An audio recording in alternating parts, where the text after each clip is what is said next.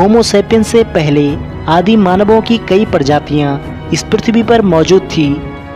होमो sapiens के वक्त भी दूसरी प्रजातियों के आदि मानव इस पृथ्वी के अलग अलग हिस्सों में पाए जाते थे। आदि मानवों के बारे में इतिहासकारों व वैज्ञानिकों के बीच कई तरह की मान्यताएं हैं।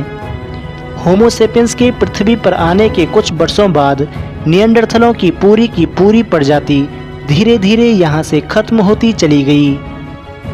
आमतौर पर यह माना जाता है कि आधुनिक मानवों ने संघर्ष में उन्हें मार गिराया होगा या फिर दुर्गम इलाकों में खदेड़ दिया होगा, जहां उनके लिए जी पाना मुनासिब यानी काफ़ी मुश्किल हो चुका था। एक ताज़ा अध्ययन में सनसनीखेज दावा किया गया है। अध्ययन के मुताबिक छोटी आबादी वाले ये समूह सिर्फ संघर्ष के चलते गायब नहीं हुए थे, बल्कि प्रजनन की कमी इसके पीछे बड़ी वजह थी। यानी उस समय इस प्रजाति में प्रजनन ना के बराबर हुआ था। आपको बता दें कि 40,000 साल पहले निएंडरथल मानव प्रजाति इस धरती से विलुप्त हो गए थे। यही वो वक्त था जब आधुनिक मानव यानी होमो सेपियंस पश्चिमी एशिया और यूरोप तक पहुंच चुके थे।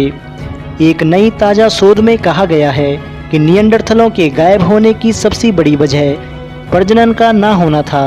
शायद जलवायु परिवर्तन की वजह से उनके बच्चे जन्म लेने के बाद जीवित नहीं बच पाए होंगे। अब तक ये माना जाता था कि आधुनिक मानवों की ताकत और पर्यावरण के दबाव के चलते ऐसा हुआ होगा, लेकिन एक ताज़ा अध्ययन ने इन वजहों को चुनौती दे दी है। शोध टीम में शामिल क्रिस्ट वेसन के मुताबिक हमारा अध्ययन बताता है कि विलुप्त होने के कारणों की पड़ताल करते वक्त डेमोग्राफिक कारकों में भी प्रमुख वेरिएबल के तौर पर शामिल करना पड़ेगा। आबादी को कम किया और एली इफेक्ट का इस्तेमाल करते हुए लिंगानुपात के आंकड़े जमा किए। शोधकर्ता ये जानने की कोशिश कर रहे हैं कि क्या 10,000 साल के अंतराल में किसी और इनपुट के बगैर क्या उनका विलुप्त हो पाना मुमकिन है। खोज में पता चला है कि सिर्फ प्रजनन से विलुप्त होना मुमकिन नहीं था। एली इफेक्ट से पता चला है कि कई जगहों पर 25% से भी कम निएंडरथल मादाओं ने एक साल में बच्चे को जन्म दिया। इस तरह कम से कम 1000 की आबादी पूरी तरह खत्म हो गई। शोधकर्ताओं के मुताबिक जननांकीय चुनौतियों के साथ साथ एली इफेक्ट के कारण 10,000 साल के भीतर ये पूरी प्रजाति गायब हो गई थी। हालांकि वैज्ञानिकों ने माना उनका पॉपुलेशन मॉडल की एक सीमा है, जो कि आधुनिक शिकारी और संग्रह समुदायों पर आधारित है।